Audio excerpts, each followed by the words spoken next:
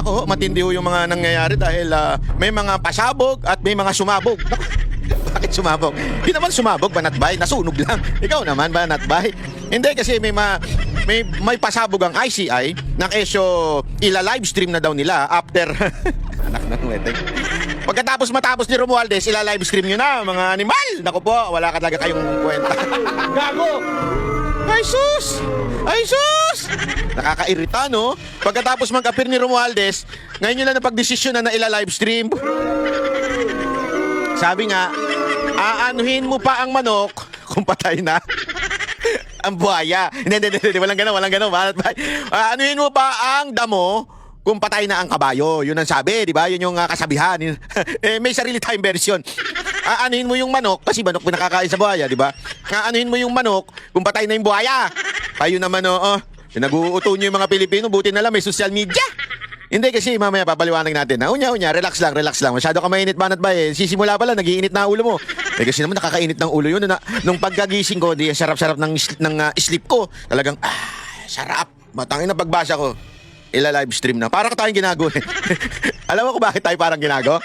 Paliwanag ko sa inyo Mas okay na sana kung pinanindigan nyo eh. Okay na sana kung pinanindigan nyo na ayaw namin mapunta to sa politika, ayaw namin to, kaya pa-private na lang namin itong usapin na ito. Okay na eh. Di ba? Parang, sige na nga, wala tayong magawa. Ganyan talaga buhay eh. Ang ginawa ninyo, hinayaan nyo muna na matanong yung mga matanong, tapos tsaka nyo ipapa-livestream. Ano pa ila-livestream nyo dyan? Naimbitahan nyo na yung mga dapat imbitahan. Hindi. Kayo, sige, tanongin ko kayo. Ano pa ila-livestream nila dyan? Papapuntahin nyo ba uli si Romualdez dyan? Hindi nyo nga mapatawag si Saldico, tagal yung pa-cancel yung passport. Init ng ulo mo, Banatbay kasi nga kakabuisit eh. Para bagang niloloko talaga tayo eh. Napaka-perfect nun eh. Yung aanuin mo pa yung damo kung wala na si si Marcos tuloy Sorry. Then nakita ko kasi yung picture ni Marcos dito. Aanuin mo pa yung damo kung wala na ang kabayo. Gago! Ay sus, Banatbay. Ikaw talaga, bumanat ka na naman. Hindi kasi nakakabuisit eh. Hindi ko ba kayo nabibuisit? Ilagay nyo nga dyan sa comment section kung ako lang nabuisit. Nabuisit ako eh. Diba, para mas okay na, panindigan na nga yan. Ganyan na talaga, wala tayong magawa eh. Talagang para hindi mamulitika, wala sa politika, ganun eh. Kaya lang mas lalo tayo niloko eh. Bitaan natin si Romualdez 2 beses. Pagkatapos siya, taka natin announce na pwede ng live stream. Ewan! Sabi nga, Pilipinas, ang hirap mong mahalin. Buti na lang maraming kamahal-mahal sa Pilipinas. I mean lugar, kayo naman. Madami tayong mga magagandang lugar na pwedeng puntahan. Di ba? Anyway, ito, pag-usapan na natin yan. Ila-live stream daw. Ano ba sasabi nyo, mga banateros? Comment nga kayo habang pinapanood natin to. Pasok.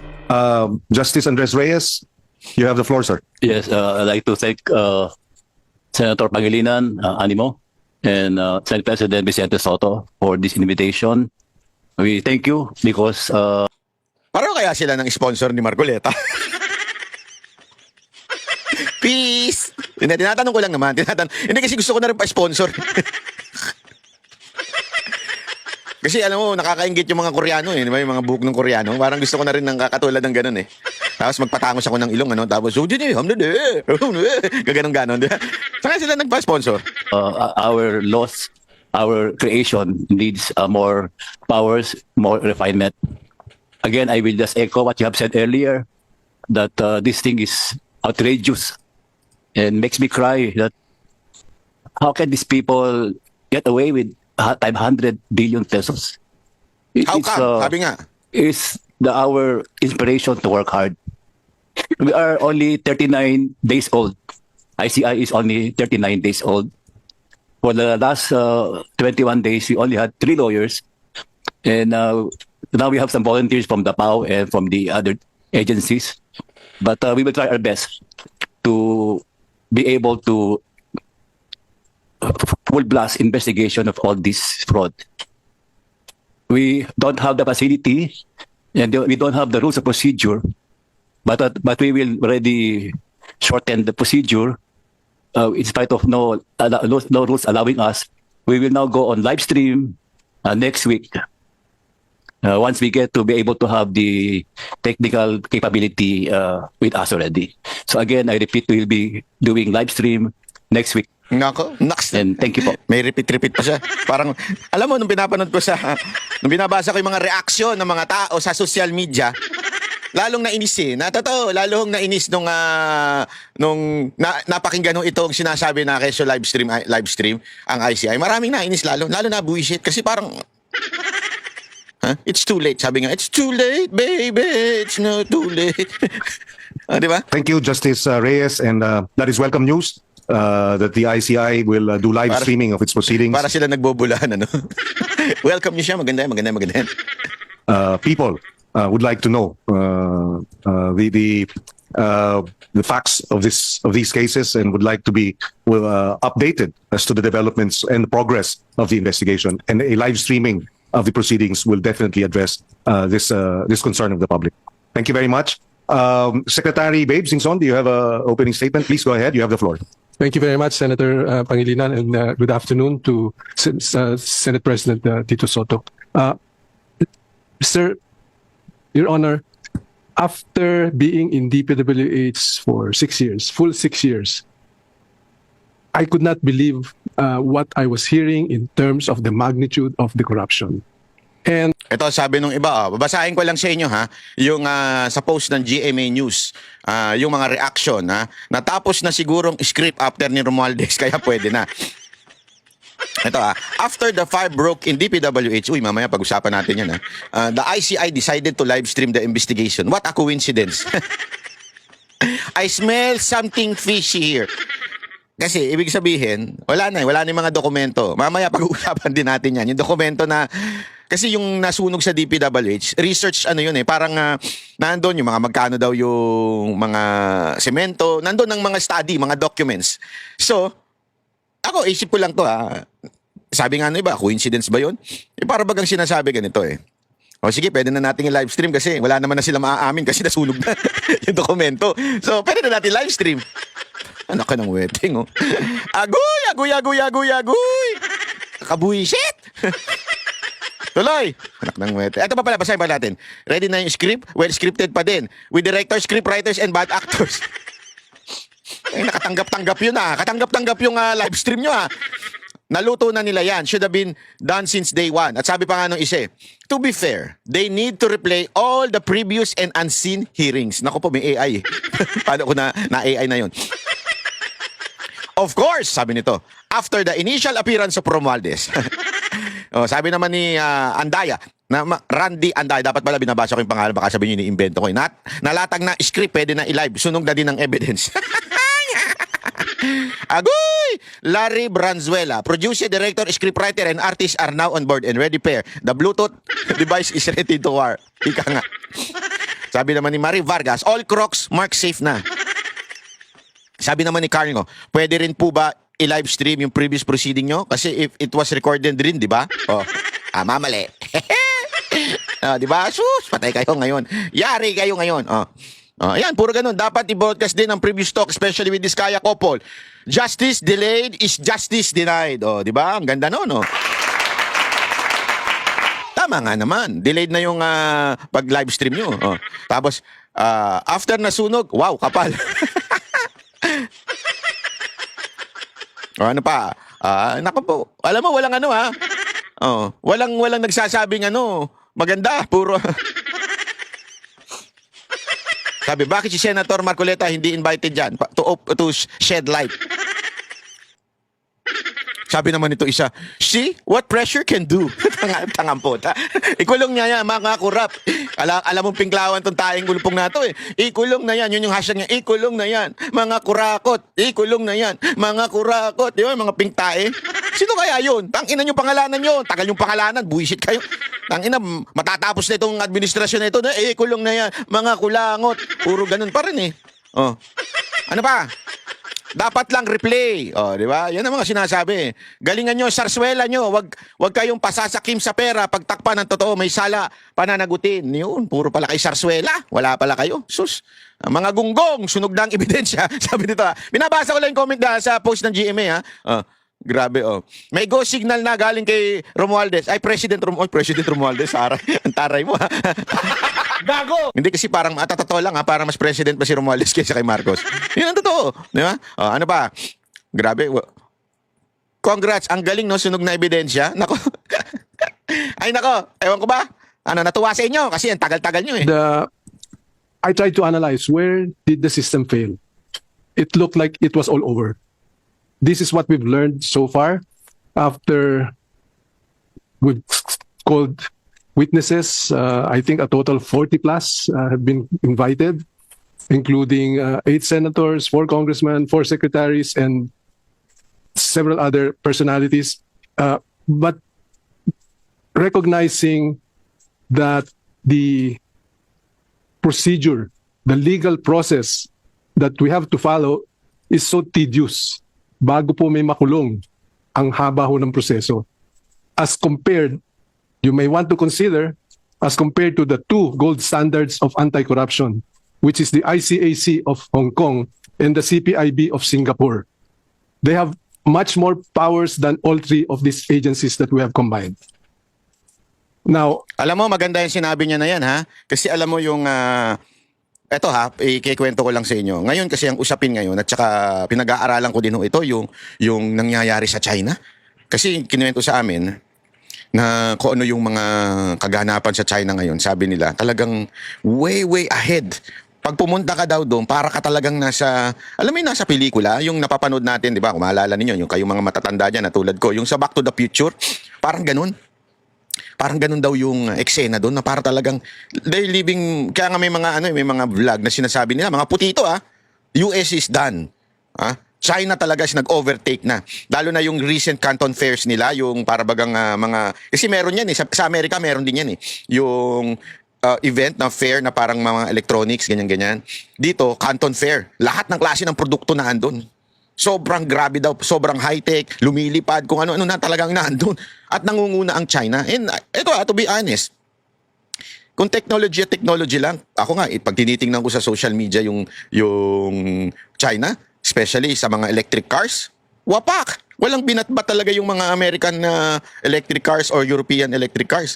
Talagang kakaiba. Tapos, kahit nga sabi ko nga sa inyo, kahit doon sa iPhone, di ba? Sabi nga nila, high-tech daw. Sa totoo lang, mahirap lang kasi umalis sa ecosystem ng Apple. Di ba? Pag nandun ka na, parang na-stuck ka na sa ecosystem ako. Halimbawa ako, tinitingnan ko ngayon yung mga Apple new products, yung 17 Pro Max, di ba?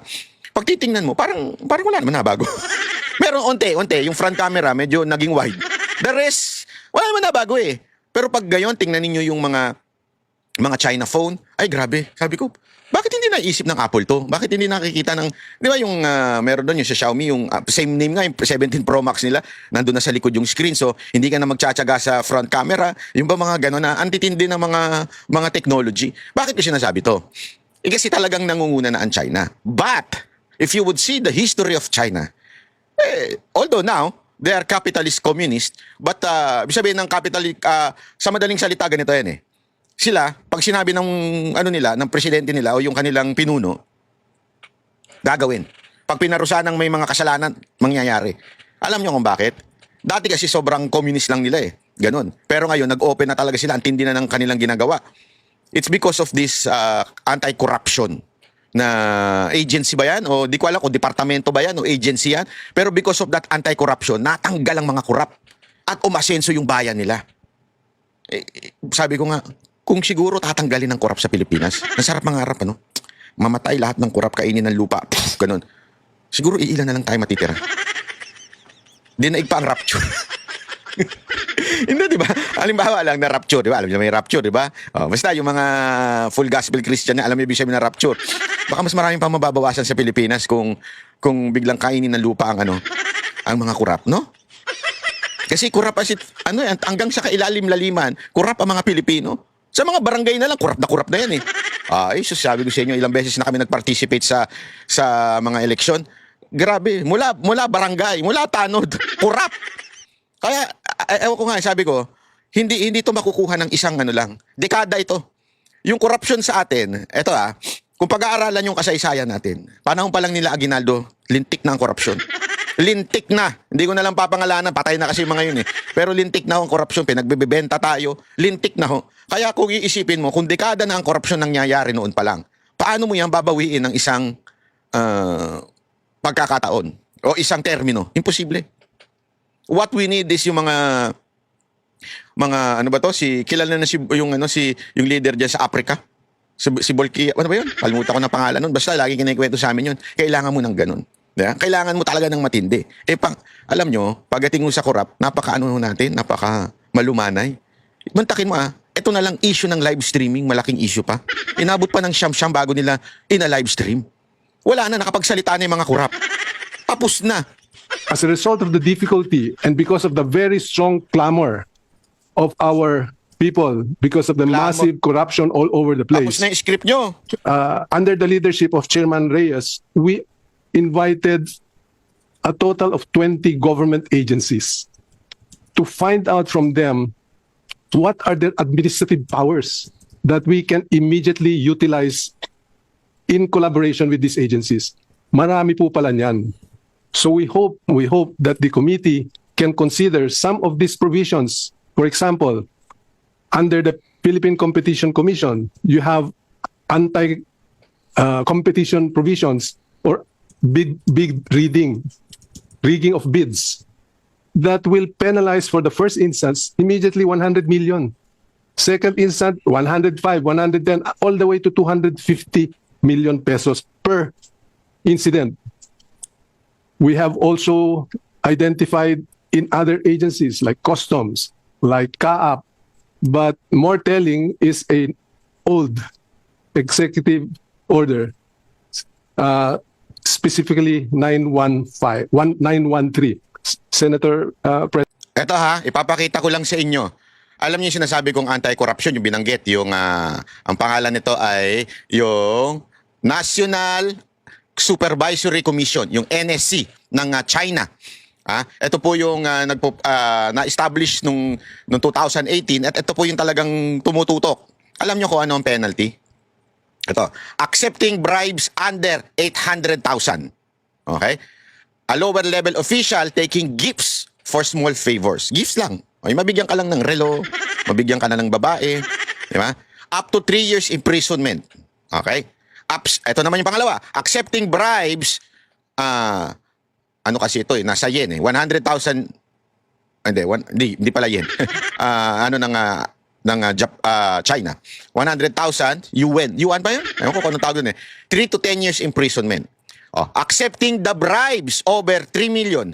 Yung 24 million sa pesos. 24 million pesos. 24 million pesos. High-ranking official selling influence or misusing funds. 10 years to life imprisonment or even death penalty in severe cases. Sa atin, magkano ninanakaw? Billion. Dito, 24 million lang. Isang kotse lang. Sa kanila, magnakaw ka lang ng isang luxury car. Death penalty na. Sa atin, nangyari, kuya, wala. Nagnakaw, mag-resign ka na lang. Okay na yan. Tapos takbo ka sa ibang bansa. O kaya mag-resign ka na lang, bayani ka pa, state witness ka pa. Di ba? Wala talaga mangyayari kung ganyan sa atin. President 913 is you might want to pick up some of those provisions. Ito pa, sorry. Death penalty. China can impose death penalty in extreme condition. The bribe or embezzle amount is enormous. The act causes grave harm to the state or the people. O yung mamatay dahil sa baha. Di ba? The offender shows no remorse. Dami niya, putangin na. Dami niya sa Pilipinas yung magre-resign. Tapos walang ka-remorse. Putya ka. Di ba? Recent example, Zheng Zongxing, a vice mayor, was executed in 2021 for taking over 1 billion or 8 billion in bribes. 8 billion pesos. Okay? Etong isang vice mayor, natsugi. 8 billion. Isang ghost project lang yung animal na yun. Mamaya, ang dami pang pinasukan. Tingnan ninyo. 0913 that gives immediate all departure order, immediate seizure of assets.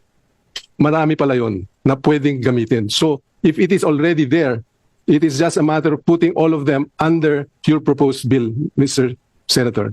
So with that, I will end my opening statement because I can discuss further details in terms of where, how much, and so on. But I will leave it up to the Senate. Thank you, Secretary Babes. Just to clarify, EO 913 is a DTI executive order. It's a presidential executive order, But- empowering the then Minister of Trade. Okay, DTI. Thank you. From the Makati Business Club, Apa Ongpin, the Executive Director, please, Nako, ito na naman. you have the floor. Go ahead. Thank you. Oops, lakas naman. I'll try to keep it as brief as possible. One, we believe that all the ICI sessions should be public, but that the ICI itself should have the authority to declare confidential sessions with no streaming or broadcast. Okay, because speaking as a former journalist, this can very easily turn into a circus. I mean, it already has in some cases. Okay, and the accused are, they're entitled to due process, and we cannot turn this into a Puro naman we know. Dire-diretso na, kuya! public shaming exercise. No? We want to emphasize that the ICI, as the Senate President has already pointed out, should have additional expanded powers. They should be judicial, investigative, and even confiscatory. Like You do not know. the PCGG used to have. So power of subpoena, power to declare in contempt, and which includes arrest and hold orders after due process. Okay, the commission, whatever we call it, should have the authority to file cases without going through the ombudsman, the DOJ, the attorney general. We believe it should be that powerful. We propose that the commission be expanded far beyond its current. I mean, there's 20 of these guys right now. It needs to be maybe 10 times the size just to deal with the huge volume of cases, let alone the huge volume of money involved. No, and it should be expanded beyond infrastructure. What we're seeing now, as I think Professor Abante will tell you, is that these guys, the same guys in Congress, and they're worming their way in now to the ayuda, into the social welfare programs. Diba? That's how they're trying to take the money. It's beyond infrastructure. And, as we've always said, Si kuya naman, We know. Don't worry. we want eyes on Bureau of Customs and Bureau of Internal Revenue. Let's not pretend that there's no corruption there. The ICI or the group should have fiscal autonomy and security of tenure. I mean, in order to be really independent, okay? We believe that, We do not know. and in fact, future appointments need to be approved by a wider group than just the president at this point. It's just We do the not know. palace who's appointing people to this thing. No? No, And we don't. I don't know. finally, we feel that, We know. like Secretary Singson has said, we should look to the examples of Hong Kong and Singapore, and study the charters of those organizations, because although they have slightly different legal systems, those organizations have been very, very effective, obviously, in comparison to our own past experience. Thank you very much, Apa Ongpin of the Makati